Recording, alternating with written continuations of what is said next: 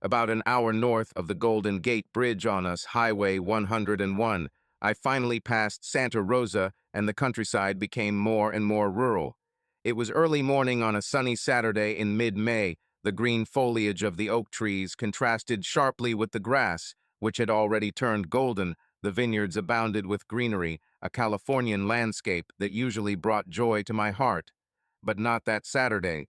I saw almost none of this. I was too worried about how I would behave at the meeting with Clyde. More precisely, how was I going to tell him that our relationship was over? Should I have told him about Hala first? Deep down, even though I had a relationship with Hal, I really didn't want to break up with Clyde completely. My dearest hope was that we could move from lovers to just friends. Is this even possible? How will he take the news that I'm having an affair with Hal? Of course, when we broke up in April, we agreed to go out with others, and it was understood that the meetings might include sex. But perhaps he imagined that we would both have a few casual encounters, and then in the fall, when work in Hayfork was over and he returned to Tahoe, we would be together again. So why break off relations with Clyde at all? Well, first of all, I knew that Hal was my man. He was Mr. Right, and it was only a matter of time before he proposed to me. Another reason was that Clyde, 17 years younger than me, was too young for me. In my professional experience, I was convinced that our relationship did not have a pleasant long-term future for either of us. In fact, I knew this even before our first passionate meeting in my Tahoe apartment, but my attempts to avoid starting this relationship were extremely unsuccessful. Once we started dating, my intentions to end the relationship became even more unconvincing.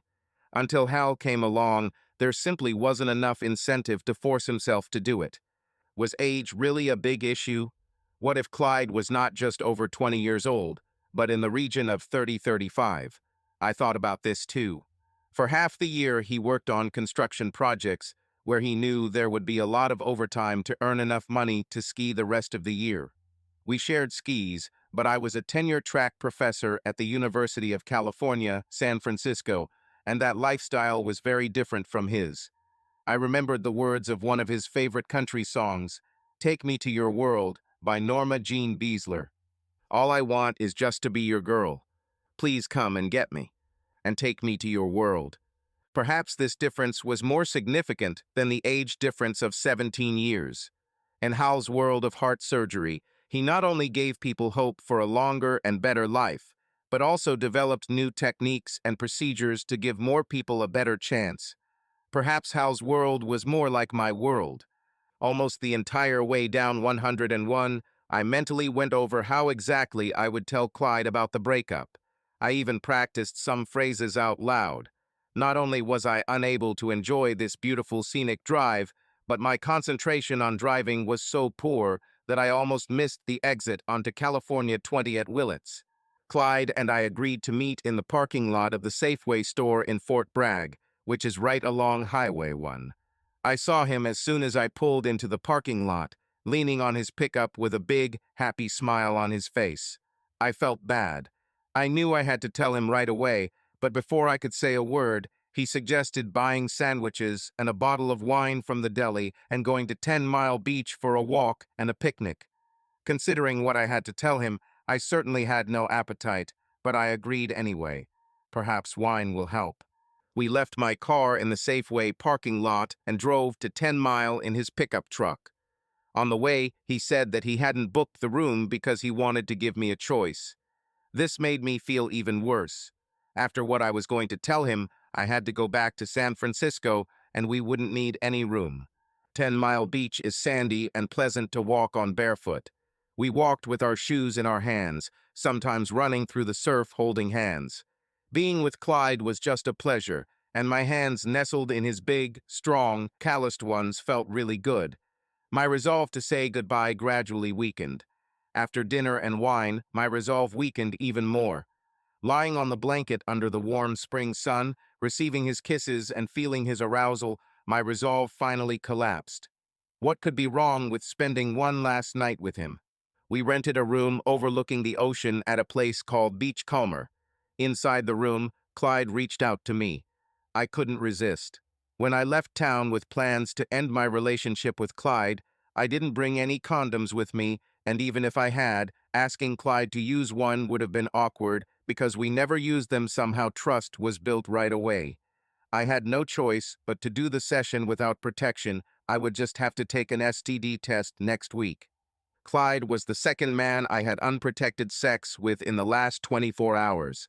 According to generally accepted morality, I should have felt like a girl of easy virtue. I didn't feel like that. Quite the opposite. After all, Hal told me not to push Clyde.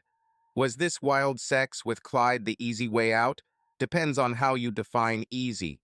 Afterwards, we had a sensual shower together, and then we went for seafood at a place called Sea Pal Cove. I was interested in Clyde's life in Hayfork. I asked at dinner. Basically, just like I told you. These backwoods girls turn their backs on me. I'm dating a virgin, but it's exhausting. They try to drag you into church before they agree to have their first kiss. Haven't you noticed? What exactly? How excited I was.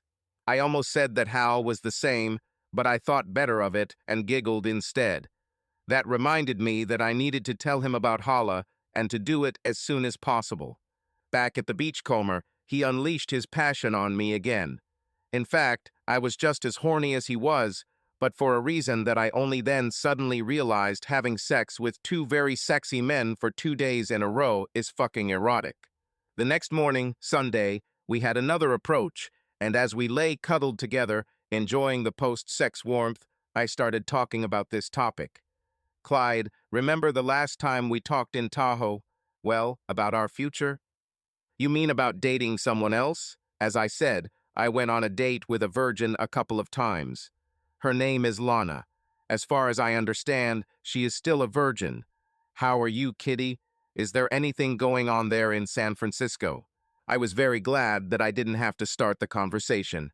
Ami had a lump in my throat and felt that I needed to wet my lips. Clyde, I met a guy at work. Hal is a visiting professor from Germany, a little older than me and a good skier. He was interested in riding in the spring, so I took him to Tahoe. We went to Twin Peaks. When the lifts closed at 12:30, we went to my apartment, had lunch, and then sunbathed on the sun loungers on the balcony. Most guys who are about to break up would be devastated, but not Clyde.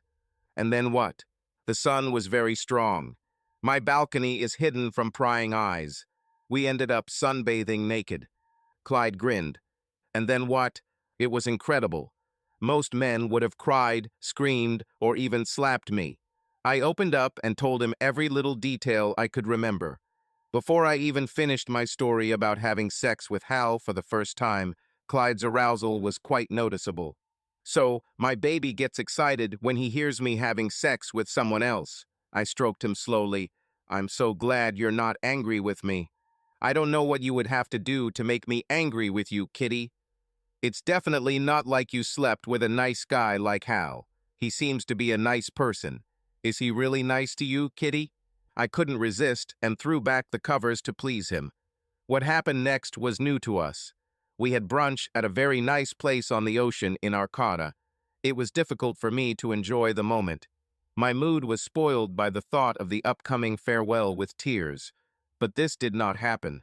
Standing next to my Saab in the Safeway parking lot, Clyde surprised me again. Listen, since Hal enjoyed spring skiing so much, maybe sometime next weekend you two can meet me in Red Bluff, and we can go to Lassen Park together. Well, until mid-June. I bet he's never ridden a volcano before. You know, if you time it right on the east side of Lassen, the grainy snow skiing doesn't get any better. I didn't say anything, but my face must have expressed disbelief. He simply continued. The National Park Service is going to clear the highway next week. I heard that Camp Manzanita is already open. I would have preferred to stay at the Summit Lake Camp, but if it's still closed, we can always go back to Manzanita. I'll take Lana. Look, I have 2 tents, so you and Hal will have privacy to do what you want. We kissed goodbye, and I gave a weak consent to ask Hal. On the more than 3-hour drive back to San Francisco, it's no surprise that my mind was completely occupied, mainly by how and what I would say to Hal. How do I explain that I violated our sexual hygiene agreement? How to tell him that not only did I not break up with Clyde, but I also had sex with him many times. In fact, I not only had sex with him, but also gave him pleasure and much more. I knew I would have to put off sex with Hal until I got tested again. Returning to my apartment late in the day, my mood was very depressed. Just wanting to be alone and cry, I called Hal, intending to tell him I was tired and had some things to take care of. My will began to crumble as soon as I heard his voice. When he said how much he wanted to see me and hear how the weekend went, I couldn't refuse. My only remaining hope was that I could tell him that I had sex with Clyde before we took off our clothes. I was shaking when I opened the door.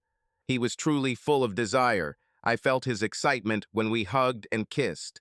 As soon as we broke away from each other, he asked, "Was it hard for you to tell him about us?" In the end, no. I just casually mentioned our agreement to date others, and he himself asked if I was dating anyone. "So you told him about us. I hope it doesn't hurt him so much." Actually, it was Clyde who wanted to know more and more. "Oh, Hal, I'm sorry, but I told him everything. About skiing, tanning, about us being naked, and yes, about the sex we had, and that we sleep together here." Hal was stunned at first. Then he asked. And he wasn't furious, didn't get upset, didn't cry or scream. No, it's the other way around. For him, hearing my story was clearly erotic. "Is it true? Did he like hearing that you had sex with me? My God." Then he thought a little more. "How did you know it was erotic for him?" Now I really had to confess. "Hal, this isn't easy for me to say. Clyde and I had sex, a lot of sex. I didn't mean to. It just happened. I'm really sorry. If you don't want to see me anymore, I understand. I know I need to break up with Clyde for my own good, and I will do it, but it will take time. It's just so damn hard. Kitty, I understand your dilemma. It's just not easy to break off a relationship with someone you love and are attached to. On the other hand, I remember telling you not to push him. Looks like you took this pretty seriously." I cried, both sad for what I had done to Clyde and happy that Hal didn't hold a grudge. Now that it seemed that he would not leave me, one question needed to be raised. Clyde and I didn't use anything. Never, during all our meetings.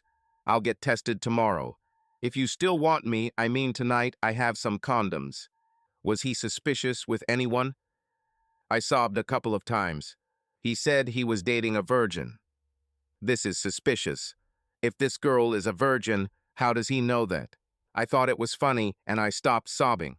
Everyone in Hayfork knows everything. There are only two types of girls there: virgins who go to church every chance they get, and backwoods Barbies who have sex every chance they get. Clyde said that can't go near Barbie even if he wanted to. So he is left with only virgins. Choice of virgins. The jihadist freaks would love this. Hal, we were discussing whether we should use condoms tonight. Just one? I always thought that a condom should only be used once. I felt a little better. Much easier, and I even laughed at his joke, which, in a certain sense, was not a joke at all. He was completely accepting that I had sex with Clyde. So we decided that we will use condoms until I get the test results. To be honest, when choosing, I would prefer without them. Do you believe him? Do you think he's still clean? Absolutely. If I didn't believe it, I would have insisted on buying rubber bands. A few minutes later, I was having unprotected sex again with the second man that day. A few days later, while Hal and I were having dinner together, he brought up the topic of another spring ski weekend. It reminded me of the weak promise I made to Clyde to take Hal on a car camping and ski trip to Lassen Park. I had no qualms about pitching the idea to Hal because I was sure he would reject it.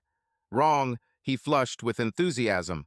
I was not delighted, but seeing his enthusiasm, it was impossible for Clyde to refuse the offer.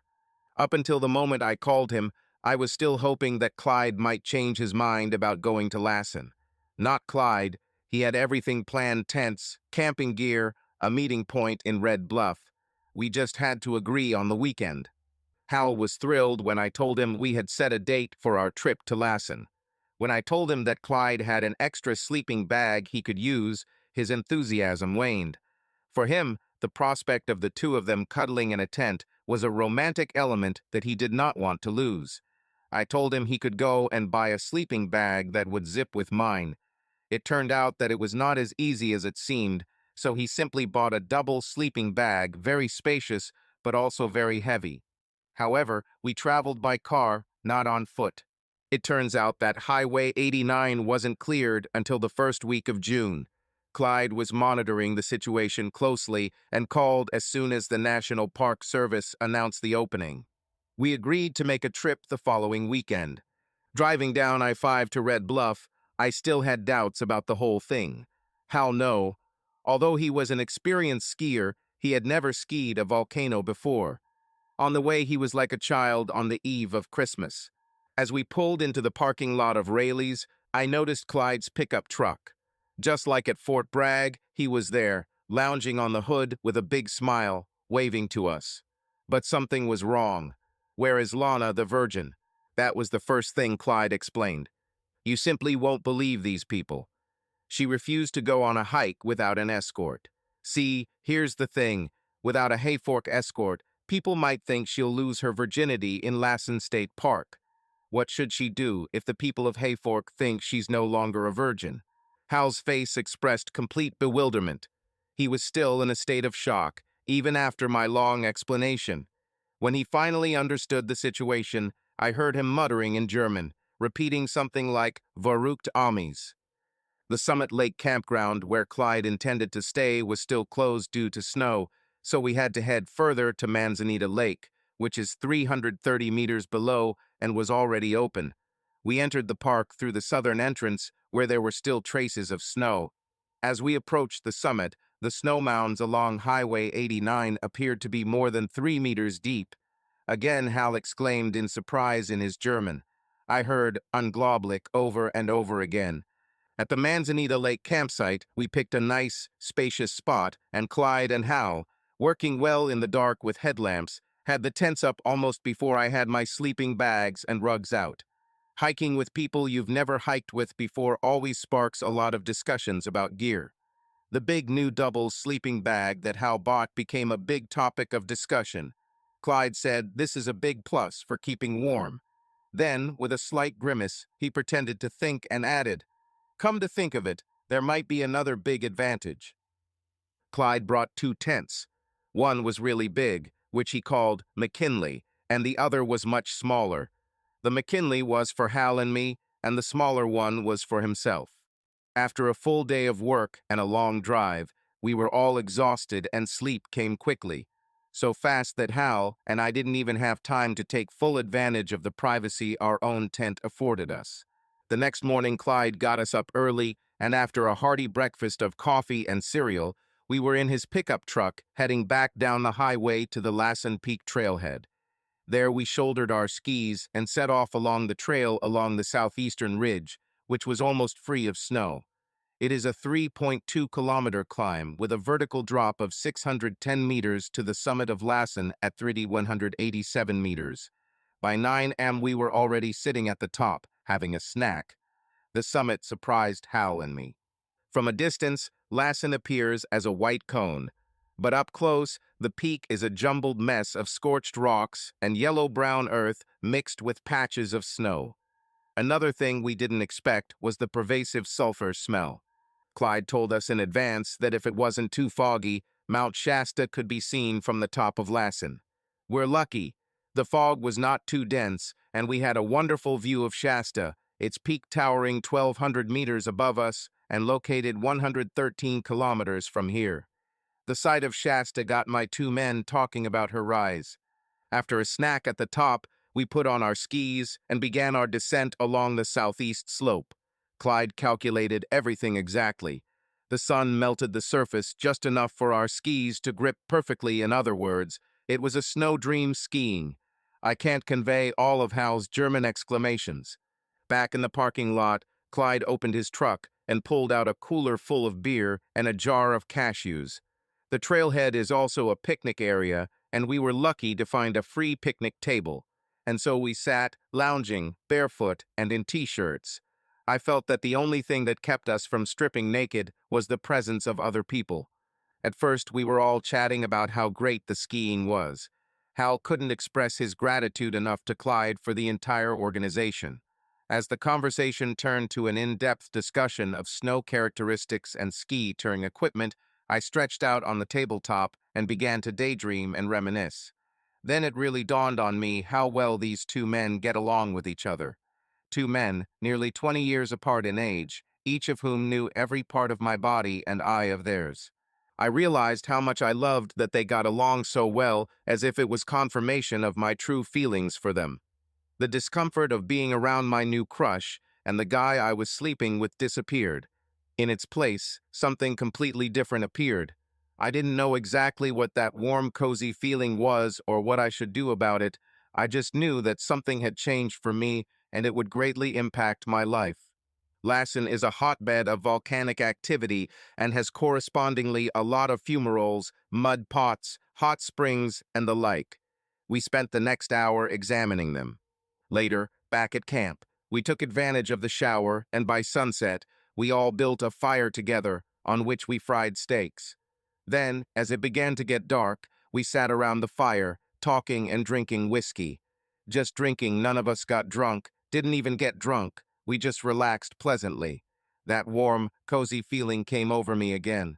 This time I recognized it as a feeling that I deserved the company of two very sexy men, both of whom I had slept with. Hal the night before last, and Clyde a couple of weeks ago. For some people, both men and women, communicating with two people they have slept with can be a serious problem. This problem most often occurs among divorced couples. For example, when an ex-husband comes to pick up the children and is greeted at the door by his ex-wife and her new partner. And this is a problem for all three.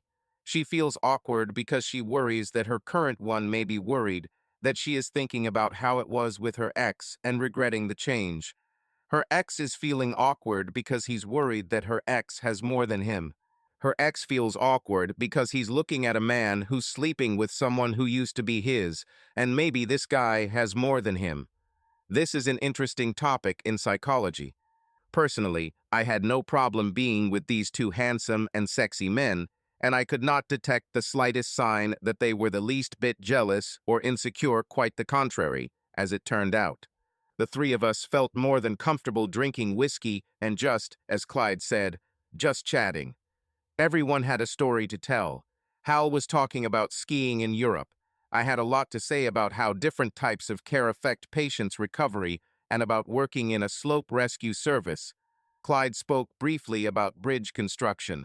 When the conversation turned to travel, Hal certainly had a lot to talk about, having spent a year in Asia and Australia. A conversation about traveling in Asia led Hal to the topic of social behavior in Asia. You often hear people say they need privacy. We Westerners are spoiled. Millions upon millions of families around the world are forced to sleep in spaces not much larger than Clyde's McKinley tent. Judging by the number of children running around, they somehow manage to have sex in these cramped spaces. Clyde expressed his opinion on this matter. Maybe couples learn to be quiet when they do this. Both men looked at me. Don't look at me like that. You guys don't hide your screams either. Clyde decided to take a different approach. But children go to bed early.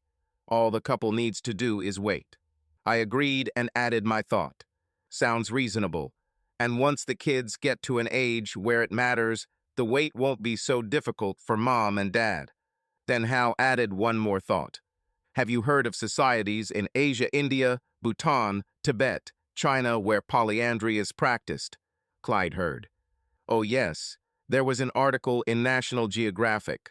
Several brothers marry the same woman so that the family farm is not divided. Or in another place, a woman must marry several men so that she is never left alone. One husband goes to trade or herd flocks for several months. The second one stays at home to protect his wife. I argued that if one husband is away and the other is at home, the problem of privacy does not arise. Hal insisted that there would still be overlaps, and they would be minor.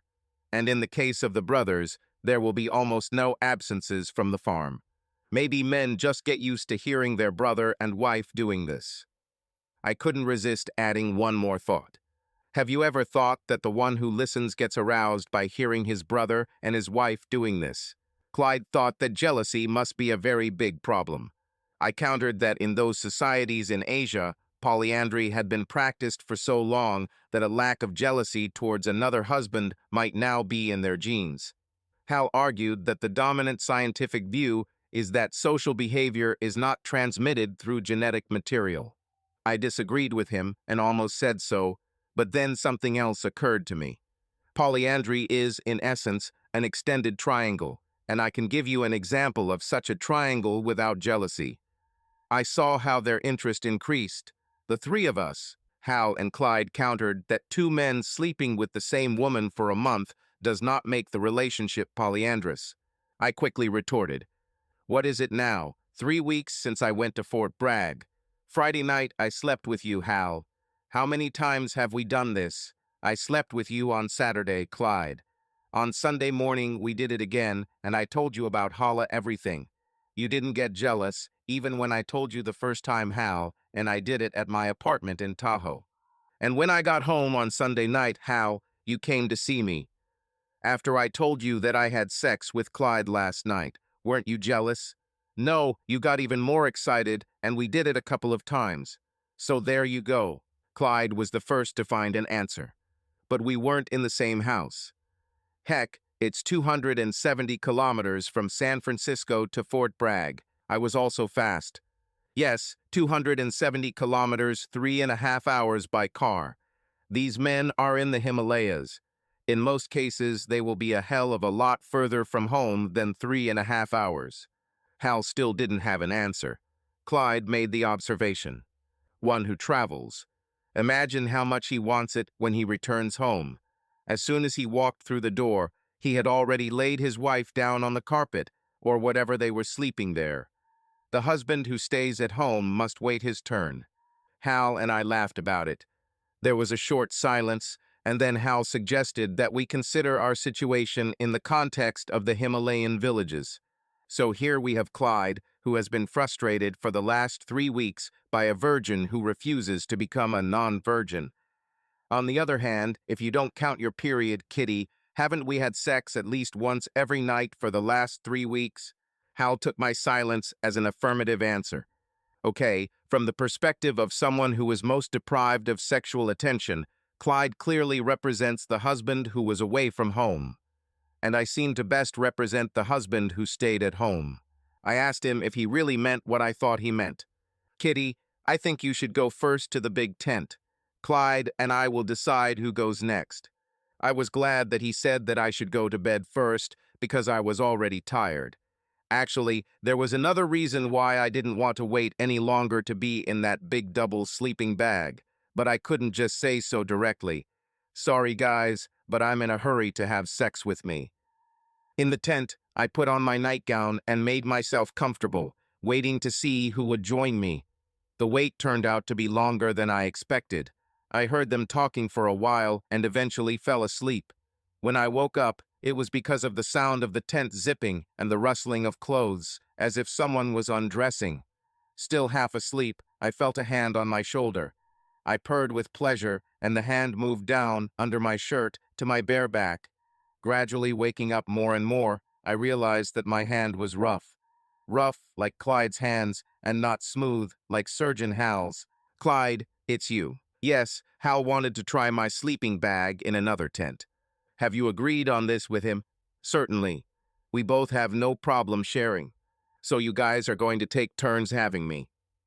"Kitty, Hal and I can't have you at the same time." I almost corrected him by mentioning adult films where a girl has sex with two men, but I thought better of it in time. When I didn't answer, Clyde removed his hand from under my shirt. I didn't want that either. "Actually, I liked your hand where it was." He returned it to its place and moved lower, towards my buttocks. I liked the movement, but the neck of my shirt is too narrow for my neck and his muscular arm. "You need to come on the other side of my shirt." After our violent sex, his body was still lying on top. Wanting to continue, but this time in a different position, I began to move. He took the hint. "Sorry, am I too heavy for you?" "That too, But next time I'd like us to look at each other. Once again, that is now. Clyde, I remember that you used to recover quite quickly. So, will you give me a few minutes? Maybe more, and if you're not ready, I have ways. I woke up slowly and realized that the sky was starting to brighten. I also became aware of a hand resting on my bare thigh, a hand that was not rough. Hal, it's you. I didn't hear Clyde leave or Hal come. I was lying on my left side and my right leg was bent forward. He was lying behind me, also on his left side. He kissed my shoulder. I hope you're not disappointed. I'm just surprised, pleasantly surprised. I have one more surprise for you. He moved closer. Kitty, are you ready? Almost. We had sex. I thought we might have another approach, but Hal and I dozed off. Clyde woke us up with freshly brewed coffee and reminded us that the western slope of Lassen was planned for the morning. To my surprise, there was not an iota of awkwardness standing around drinking coffee and eating breakfast with the two men I had sex with that night and that morning. In fact, Hal and I were just laughing when Clyde said I needed to apologize to the nearby campers for being too loud. After a quick breakfast, I drove them both back to the beginning of the Lassen Peak Trail. At first, it seemed a little unfair to me that two men get all the pleasure from the trip. But then I realized that I was the most privileged in bed. Also, I liked the idea that they both got along so well. They followed the trail as the day before, but instead of descending the southeast slope, they had to cross the top of Lassen and descend the west slope, and then descend Manzanita Creek to the camp. Their descent amounted to 1,370 vertical meters, stretching for about 7 kilometers. I had plenty of time to return and meet them, so I made the short walk to Bumpass Hell, where I sat down for a while, contemplating what had happened in the big tent the night before. What I did was completely new to me, and I was surprised that I didn't feel the slightest sense of guilt or shame. On the contrary, this feeling was warm and deep satisfaction. What else could it be after receiving such intimate attention from two attentive, handsome, and sexy men? That doesn't mean I didn't have doubts similar to the ones I had during my affair with Clyde. It's easy to say, to hell with social acceptance, but in reality my career and my hobby as a slope lifeguard have been very important to me. In both circles, I could not show up with a husband who was 17 years younger than me and expect complete acceptance. With two husbands. Forget about this. I decided it would be really helpful if the three of us discussed what happened in the tent last night and even brainstormed a little about what might happen next. Returning to the camp, being there much earlier than them, I decided to do useful things. The tents had to be dismantled and packed. I cleaned up camp and packed all the cooking gear and anything else I thought we wouldn't need anymore. When they were still gone, I placed Clyde's rug in a sunny spot and stretched out on it. At an altitude of 1,800 meters, the sun can be pleasantly warm, even in June. When they returned around noon, their loud opening of beer cans and excited conversations about the ski trip woke me up and interrupted a very pleasant dream that I wanted to see to the end. As soon as I sat down, Hal pulled a can from Clyde's cooler and opened it for me. Like happy colleagues anywhere, we bumped beer cans and said cheers. Any other camper, seeing us, would never in their wildest dreams have guessed that the three of us were a polyandrous couple. Hal was delighted with the ski slope they had just completed. When we talked, he said that if he had known what ski touring opportunities there were in California, he would have brought his touring skis with him from Germany. Clyde mentioned some way in which Hal could ship the smaller items and buy the bulkier ones here. Either way, Clyde was thrilled to have found another person to go skiing with. Seeing my two men find more and more common interests, I felt an even greater warm, cozy feeling that I wanted to continue and continue. I'd like the three of us to discuss what happened in the tent last night and even think about where it might all lead. But somehow, in light of their recent ski trip, it just wasn't the right time, and I've learned over the years that bringing up the topic at the wrong time is a good way for the conversation to go sour. A couple hours later, back in Red Bluff, we went to a steakhouse, and then back at my car in the Rayleigh's parking lot, Clyde and Hal started talking about climbing Mount Shasta. Independence Day was approaching, and since it was a 3-day weekend, it was perfect. Hal and I needed to buy a few pieces of equipment, namely light and warm sleeping bags. Clyde already had all the other equipment we would need. Over the next couple of weeks, Hal could hardly contain his enthusiasm when he saw Shasta from Lassen. Shasta is a truly impressive mountain, very prominent. At 4,321 meters high, it rises about 2,400 meters above the surrounding forests. Something else happened over the next couple of weeks. Hal and I began discussing the nature of the relationship we should have with Clyde. We were sitting on the couch together after watching the evening news, and without waiting for me to ask anything, he turned off the TV and looked at me with a questioning expression. Kitty, already at dinner, I had the feeling that you wanted to talk. Basically, this concerns how our relationship with Clyde will develop. Isn't it obvious that I don't mind sharing you with him? Honestly, this turns me on as hell. At least from my side, there is no need to break up with him. After what we did in the tent in Lassen, it's obvious. But there's something we need to talk about. Remember when you told me about your vasectomy and I said maybe I could go off the pill? You know how long-term use can raise questions. I've been on the pill for 20 years, and that's a long damn time. So why don't you just stop taking them? That's where Clyde comes in, pardon the pun. I stop taking the pills, and then he will have to use a condom while you have sex without one. I would have a hard time with this, and so would he. So why do it this way? I took a deep breath before answering. Are you even listening to me? I said I wanted to stop taking the pills. I mean, why does Clyde need to use a condom? I took another deep breath, and this time counted to 10 before answering. How? A condom is not only for preventing the spread of diseases, it is also a proven method of contraception. You said you were afraid of the end of your fertile window. Yes, I told you, and yes, I'm afraid of this, but there are things that I'm afraid of even more. One of them is being a single mother.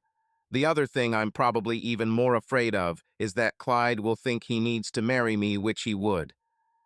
Kitty, would you be scared if I married you? Unable to say a word, I just looked at him. Well, so how? I stammered, You mean, if I got pregnant with Clyde's baby, would you marry me? Not just if you got pregnant with Clyde. Kitty, I would marry you even if you weren't pregnant. And that's how Hal proposed to me. Of course, unique, but I doubted that I would ever tell anyone about these circumstances. Well, maybe Clyde someday. It was only after we had made love, first on the living room floor and then in bed, that we talked about when and how to tell Clyde. That year, the 4th of July fell on a Friday, and Hal and I left town on Thursday afternoon. We still haven't decided when or how to tell Clyde about our engagement, but not for lack of discussion. Finding the best way to tell him was the main topic of our conversation during the 4-hour drive to Reading.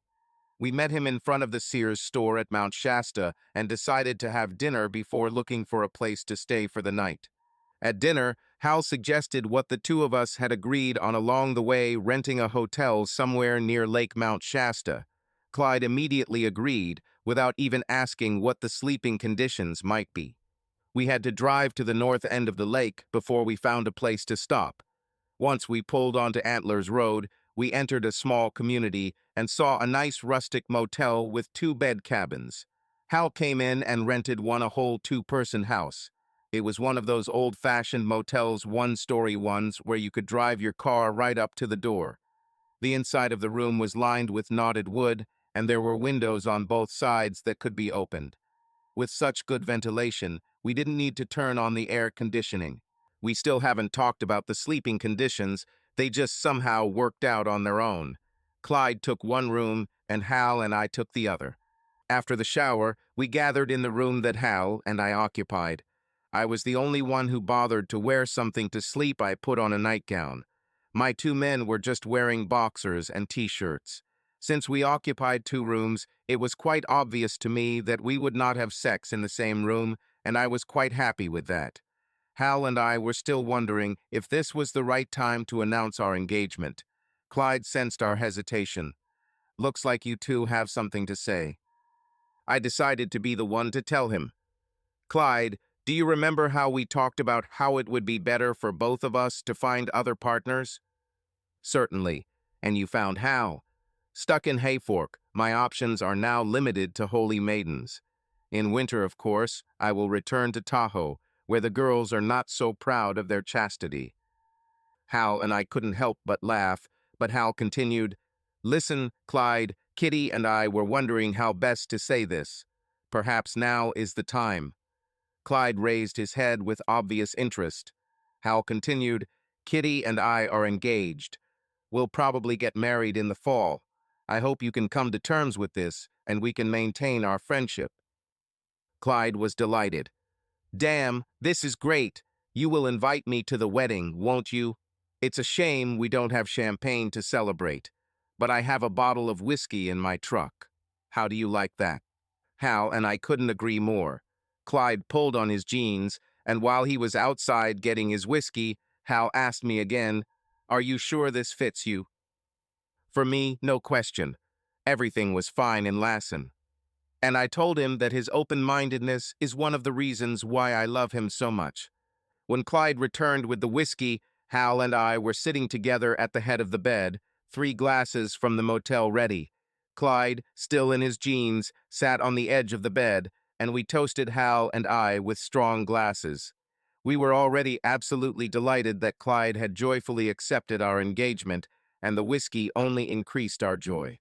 Even before our engagement was announced, Clyde had assumed and accepted that Hal and I would sleep together. Our engagement announcement only strengthened his assumption, so he was caught off guard by what Hal said. "Clyde, I really appreciate your friendship and the way you've accepted me. I just want you to know that there is no rush to change our relationship just because Kitty and I are engaged." Clyde was so surprised that he didn't know what to say. Hal, thinking he had been misunderstood, continued, "What I mean, Clyde, is that Kitty and I agreed that she would stay with you in your bed tonight. Of course, only if you want it, considering that I will be right next door, and the door there is quite thin." "You mean like in Lassen? Of course, why not? Then everything worked out for us." Hal and I looked at each other. Still sitting next to each other on the bed, we hugged and kissed. When we parted our lips, he answered my questioning glance with a slight nod. I kissed him again and then moved closer to Clyde. When Clyde suggested another lap, Hal was the first to respond. "Okay, but maybe only a little. To relieve some tension, but not so much as to dull the senses." We drank another drop, and then I turned to Clyde, lips slightly parted. We kissed, at first only with our lips, then I felt his tongue and responded. I was the first to break the kiss I wanted Clyde, but not on the bed with Hal. I stood up, intending to take Clyde's hand and lead him to his room. Pausing so as not to be too harsh with Hal, I walked up to him, leaned over and kissed him. I then took Clyde's hand and led him to his room. The night cooled a little, and so did our bodies, especially since we didn't even bother to cover ourselves with a blanket. I reached for the rumpled sheet and blanket to cover myself. Clyde chimed in with an unnecessary question. "Kitty, before we get under the covers, do you think Hal might want some company?" My nightgown was all wrinkled in bed, so I just went into Hal's room completely naked and didn't even try to close the door. Slipping under the covers with him, I was delighted to find that he was no longer wearing his boxers. We lay on our sides, facing each other. We woke up to the sound of Clyde's shower. I thought maybe Hal and I would have time for morning sex, but Clyde came in and made it clear that wasn't in the cards. "Hey, sleepy heads, it's already 8 in the morning, and we have a lot to do today. We need to find that Ballum Creek road to get to our climb, and then we have a tough climb." Finding the Ballum Creek road leading up to the climb was easy. Driving along it is not very good. Clyde said the north side of Shasta was pretty well logged, so the Forest Service doesn't grade it often. Every thrust made me glad we were in Clyde's pickup truck and not my Saab. As we approached, Clyde said the approach would be almost 5 miles, and I wasn't particularly impressed, even with our heavy packs.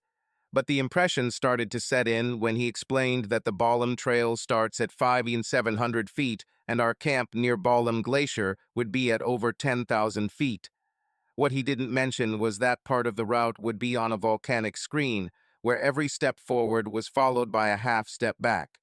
We pitched Clyde's big tent on a tiny rocky plateau. Unlike our ski trip to Lassen, we had lightweight mummy sleeping bags, so there were no mischiefs to be had that night. After a tiring approach, I was even glad to eat delicious freeze-dried food and go to bed.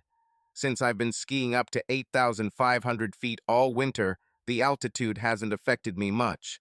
It wasn't so easy for Hal, but he managed, and he had some pills to help. We got up at 3:30 am because we wanted to climb 4,000 feet to the summit before the snow softened. As it turns out, getting up early had another benefit. We were able to see a stunning sunrise from over 13,000 feet in the air. Despite our experience a few weeks earlier on Mount Lassen, both Hal and I were surprised to find dirt and the smell of sulfur near the summit at over 14,000 feet. We started our descent wearing crampons due to the hard snow. A little lower, when the snow became softer, we took them off and went down to the camp. It was a little after 1 o'clock in the afternoon. We snacked on sausage and chocolate, and then descended the 4,000 plus feet back to our campsite. On the descent, the volcanic screen worked in our favor, and we returned to Clyde's truck a couple of hours later. Since it was only mid-Saturday, the question arose of what Hal and I should do next.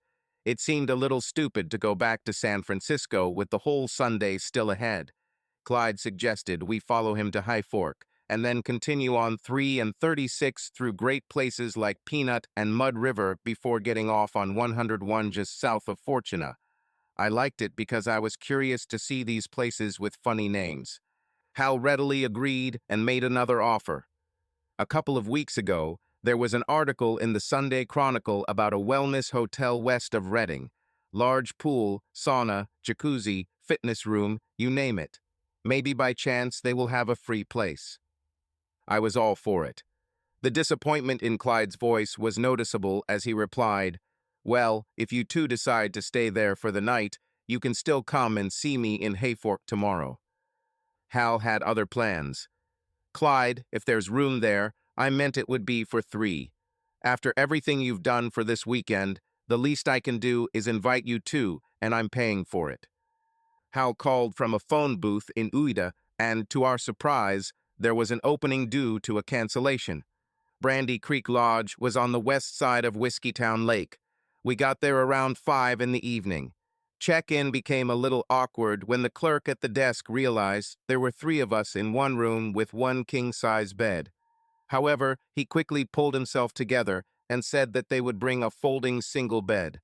Then, as if remembering something important, the clerk asked if we would like to reserve a sauna or jacuzzi. It never occurred to any of us that the hotel would have private saunas and jacuzzis, but the benefits were instantly obvious. We all agreed to book the jacuzzi right away. He said that we would find robes in the room. Obviously, it was in them that we had to go to the room with the jacuzzi. As soon as the bellhop quietly closed the door behind him, we began to undress and put on our dressing gowns. Since 3 of us were going to be using the private jacuzzi, changing clothes in the bathroom didn't make much sense. This was the first time the 3 of us were naked together in one place. I should have guessed, but somehow I expected my men to get aroused in such a situation. The jacuzzi room was quite luxurious. Our room had a 7 or 8 foot round bathtub with underwater lighting, beautifully decorated with wall art and plants and lounge chairs. I think Clyde and I had our robes off before Hal could close and lock the door. We were about to get into the hot water when Clyde remembered, "Hey, we should take a shower first. Why don't you two shower first? In the meantime, I'll turn on the injectors. The shower stall is still only big enough for 2 people." Hal adjusted the temperature of the shower water and beckoned me over. We washed ourselves nicely, soaping each other. When we washed off the soap, I kicked Hal out and told Clyde to come in and get soaped up too.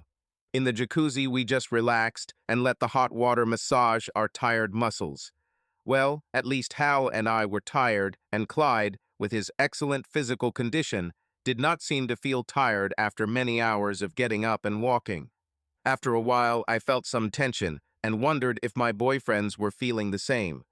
There was only one way to find out. I reached out to Hal and ran my hand down his thigh. Then I crawled over to Clyde and felt him. Of course, he was tense too. Both guys looked at me expectantly. I could only think of one thing to say. Well, which one of my guys wants first? Clyde was a little surprised. You mean right here in the jacuzzi? Or on one of the sun loungers? Hal immediately expressed his preference. Kitty, why don't you sit on my lap? Tell me, Clyde, if on your knees isn't quite what you want, you and Kitty can always use one of the lounge chairs. That's how we moved on to the most extreme version of our triple alliance where two do and one watches. After we separated and sat side by side, facing Clyde, Hal and I felt no embarrassment, as if we were just dancing. It felt so natural. Clyde also seemed to have no discomfort in the situation, his first comment being purely practical. I hope the filter doesn't clog. They might think we didn't shower first. Hal commented that he didn't believe we were the first people to have sex in that hot tub. But I think the administration would prefer that couples do it on sun loungers. Clyde said a lounge chair would be a better choice than a hot tub. Looks like you two were having a bit of a hard time keeping it together. I had to admit that Hal and I really had to work to keep ourselves together. So Clyde, so you don't want to do this to me in the water? It's not that I don't want to do it in the water. I just think there are better places to do it. So you want us to have sex on one of the sun loungers? It would be better than a bathtub, but that big king bed in our room would probably be more ideal. Something practical occurred to me, and I touched Clyde to make sure. But Clyde, how are you going to keep this under your robe when we get back to the room? Hal quickly came up with a solution. Well, Kitty, I think you could ease his stress. After steaks in the hotel restaurant, we returned to our room, and as the three of us shared the king-size bed, our relationship became even more open than before. After brunch, we checked out of the hotel and headed back to Reading where my Saab was parked at the Mount Shasta Mall. Before we said goodbye to Clyde, Hal and I had to promise to invite him to our wedding whenever it happened. Choosing a wedding day can be quite challenging when there is a large family involved on one or both sides. Hal's family was all in Germany, and after 2 failed marriages, he knew they wouldn't want to spend much time or money on a third. I had parents and a moderately large family in and around Boston, but due to events involving religion and church loyalty, I broke with them when I was in grade school. The only family I had was my Aunt Louise in Minneapolis, but she wasn't a fan of ceremony. In the end, we decided to invite just Aunt Louise, a small group of colleagues from UXF, and a few close friends from my ski patrol team, and, of course, Clyde. In those days, when brides were, or were expected to be virgins, another factor was taken into account when choosing a wedding day, the bride's monthly cycle. In those days, the wedding night was the first big night often for the groom too, and no bride wanted to tell her excited groom that the conditions below were not ideal for entry. In other words, the bride's period should not have coincided with the wedding day. When setting our wedding date, Hal and I also took my cycle into account, but for a different reason. We finally decided on a Saturday in mid-September and decided to have our wedding and reception at the Unitarian Church in San Anselmo, where a friend of a friend was the pastor. True to his word, Clyde arrived from Hayfork early Saturday morning. We offered to find him a motel room, but he agreed to stay the night with his friend Artie Winters in South San Francisco. This suited us, although we had other plans. It was a beautiful California summer day, and since the ceremony was fairly low-key and the reception was catered, the wedding was stress-free, except for a couple of things. One of them was that at the beginning of the reception, I noticed that Clyde seemed to be trying to pick up Julia, my young colleague. The second point was that he could leave early so he could spend more time with Artie in South San Francisco. I resolved the first issue by telling Julia a lie that Clyde was in a fairly serious relationship with a girl from Hayfork. To keep him from leaving early, I asked Julia to flirt with him a little to keep him going. I hated being so sneaky with Clyde, but Hal and I had our reasons, and we knew Clyde would understand if he ever found out.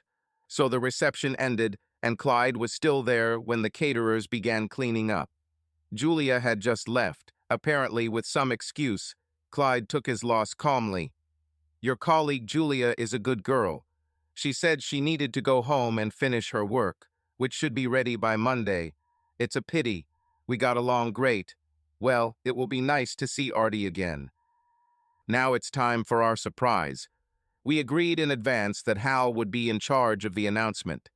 Clyde, maybe you can visit Artie another time. We booked a room for today in Jenner. The hotel is called Jenner by the Sea. Nice location, right on the Russian River, large custom rooms, traditional decor. Then looked at Clyde with a special look, adding, and king-size beds. Despite our three-way relationship, Clyde was more than a little surprised. After all, it was our wedding day and Hal and I were starting our honeymoon. All he could say was, "You mean?" I answered for Hal. "Yes, Clyde, we want you to come with us to Jenner. It's almost on the road to Hayfork." Then, to make sure he understood our intentions, I added, "And we only booked one room, one king bed." When checking in, we used the same trick as at Brandy Creek Lodge. They asked to add a folding bed for my little brother. Our room had an exposed beam roof, living room furniture by patio doors that overlooked the river, and, as promised, a king-size bed. When the bellhop left, we just stood and admired the room. Hal and I didn't plan how the night would go, we just decided to let it happen. What we planned was to tell Clyde the truth.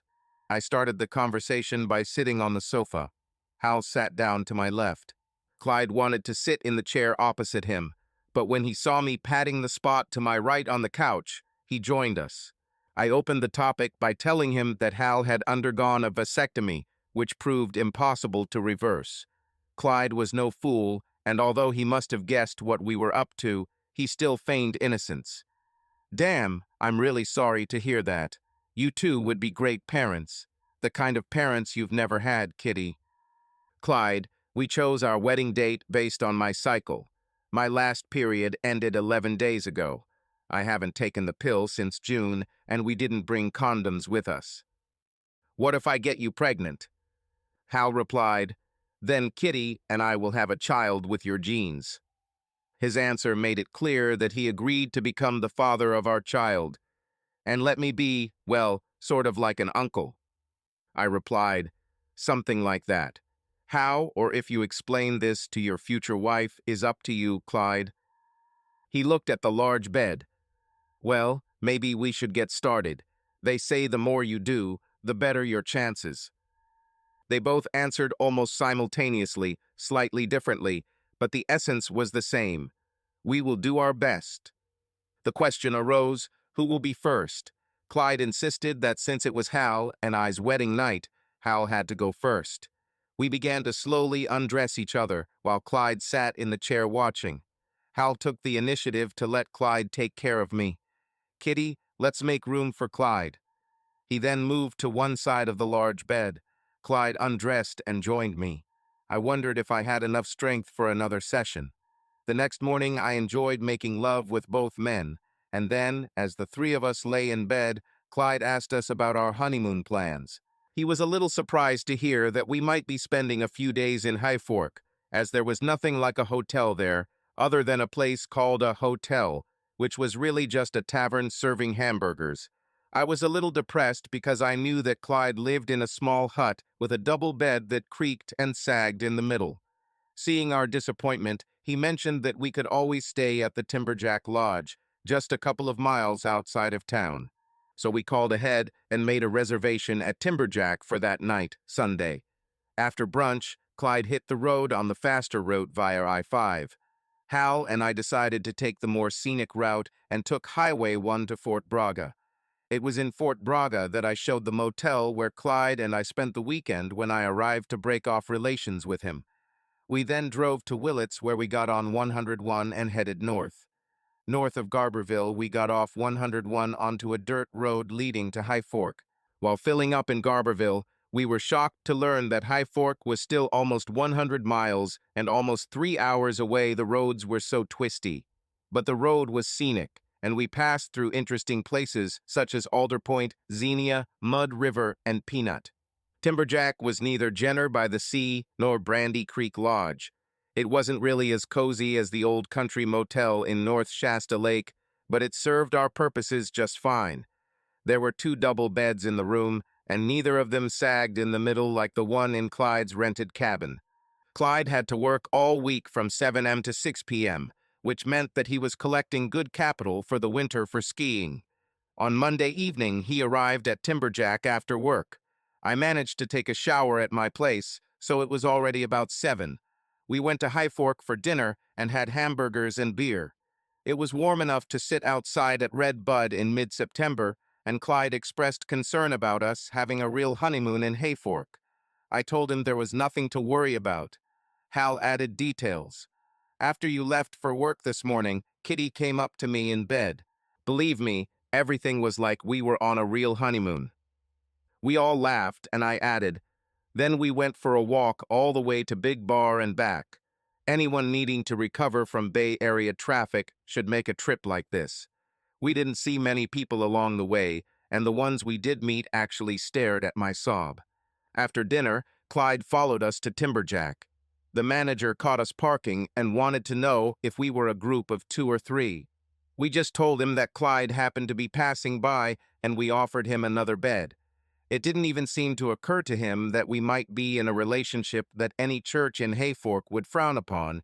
He just wanted another $10 a night for a third person. By this time, the 3 of us were already used to being a threesome, so getting undressed to sleep wasn't much of a problem. I undressed and put on my nightgown. Both my men went to bed in boxers and t-shirts. Hal was the only one left wearing sleepwear. The rest of the week went pretty much the same, except we grilled outside Clyde's cabin, and then we went to Timberjack. On Friday morning, Hal and I said our goodbyes and drove to Whiskeytown, where we checked into Brandy Creek Lodge for a more traditional honey weekend. My next period was due at the end of September. When they didn't start, Hal and I started counting down the days until we could take a pregnancy test. Shortly after Columbus Day, we celebrated with a bottle of champagne. This was my last drink for more than a year and a half. Luckily, winter arrived in November that year, so I had a few weekends of skiing before my deadline got to the point where it was no longer safe to do so. After that, I worked a lot at the first aid station, and Hal went skiing, so Clyde and I would occasionally run into each other, although only once every few weeks when we ended up at the same ski resort. The relationship changed not only because of my pregnancy. Clyde began to follow his natural instincts as a young man and began to flirt heavily at after-skate parties. In fact, he was so into these trips that we had a hard time getting him to come over to my apartment for dinner. Our daughter, Louise Johanna, was born in June. Louise is after my Aunt Louise, and Johanna is after Hal's favorite aunt. Hal and I joked about inviting Clyde to be there for the birth. Of course, it was too wild. Imagine me, a tenured professor at UXFI, present in the UXF delivery room with 2 men. What fun would it be to explain this to an obstetrician and midwives? This man, Dr. Hal, is my husband. And this man, Clyde, is the one I slept with to get pregnant. The following winter, I was able to work on ski patrol again, although not with Hal. After all, someone had to watch Louise. To be fair, on a typical weekend, I would ski one day and he would ski another. We saw Clyde quite regularly and even invited him to dinner at my apartment a couple of times. One Saturday night, after one of these dinners, Hal told him how we had joked about his presence at Louise's birth. He made his own joke about how he would explain to his virgin girlfriend that he had to go to San Francisco for his daughter's birth. Talking about Louise's birth was the revelation Hal and I had been looking for so long. I took advantage of this chance. You know, Clyde, Hal and I were thinking about Louise having a brother or sister. His eyes lit up. About? Well, yes, being an only child is not always so ideal. Hal added, anyway, Clyde, you know what my problem is. I was examined by one of the best urologists at UXF. I added, and Clyde, my fertile window is getting narrower every day. We just can't wait too long. Clyde, not at all stupid, understood everything. So you want me to? He looked at both of us. Hal replied, "Yes, Clyde, we want you to be a father to us again." He swallowed and fell silent. Hal and I thought maybe he wouldn't agree. I tried to hide my disappointment, but I still said, "Clyde, if you have someone and you don't feel comfortable doing it, that's okay. It would just be nice if Louise's brother or sister had the same father. And we know you and trust you." I just flirt more, not very successfully yet. The thing is, when we made Louise, you, me, and Hal were in a relationship that led to your pregnancy. And now, well, it would be like, well. I understood perfectly what he meant. You mean it would be like breeding? For me, no. The fact that our triangle was interrupted had more to do with the fact that Hal and I were busy in San Francisco, and you were working up north, and here in Tahoe in the winter. Look, Hal and I have thought about this a lot. My next window is in about 3 weeks. We thought maybe we could rekindle our relationship before then. Clyde couldn't hide his excitement. You mean like tonight? Hal set the tone. Listen, Clyde, I think you and Kitty should go into our bedroom and get reacquainted as much as possible. I'll give Louise a bottle, change her diapers, and put her to bed. Take all the time you need. I'll lie here on the sofa. Clyde stood up and took my hand. We started walking toward the bedroom, but then we turned around and looked at Hal. He smiled, winked, and said, "Have fun." In the bedroom, Clyde hugged me. "I missed you, Kitty." "Well, are all these skiers here?" "No one is like you, Kitty. It's just not the same as you and me." We restored contact well, but there was still some difference. Not such that we cannot truly break up with each other, but still. My window came this week, and we invited Clyde to come to our apartment in San Francisco. Once again, the sex was amazing. Even Hal commented the next morning that from the sounds of it, Clyde and I must have been especially energetic. It was true, we were actually quite active, but there was still a difference compared to the first time Clyde conceived me. One winter weekend, I was working at the first aid station at the Alpine Resort when Clyde walked in with a pretty girl with brown hair, about his age. "Kitty, I want you to meet Anne." I liked her immediately, and I couldn't help but be happy for him. Both Hal and I loved them both, and we invited them to dinner several times. Seeing them together, I realized that my relationship with Clyde had finally moved from romantic to just friendly. I was looking forward to an invitation to their wedding, but it never came. It wasn't until the following winter that Hal and I learned the full story of what had happened. It turned out that Clyde and Anne had separated when spring came, and when he received an invitation to her wedding to a guy named Devin, he went on a drinking binge that could easily have ended badly. Fortunately, he had a boss with the sensitivity and common sense to set him straight. Sometimes I wonder if conditions could have existed under which our polygamous relationship could have continued. Let's say if Clyde were a health worker in the city, or even if he just lived and worked in the city. Would the age difference still be a problem? One way or another, our romantic sex triangle ended much the same way it began without planning, just somehow. Subscribe to our channel so that your love doesn't cheat on you, and go ahead and listen to the next story, because this story is nothing compared to the next one. If you're under 18, don't even think click to the next one.